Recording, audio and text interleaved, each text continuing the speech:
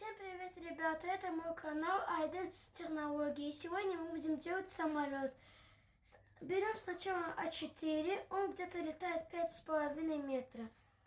Сначала делаем треугольник, потом превращаем треугольник в домик, а потом вот в ту сторону, и потом крылья.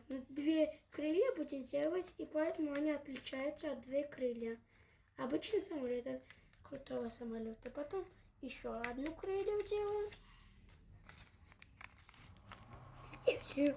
Наш самолетик готов. Сейчас мы будем проверять наш самолет. Вот он как летает. Понравились мои самолетики, поэтому ставьте лайк и подписывайтесь. Всем пока!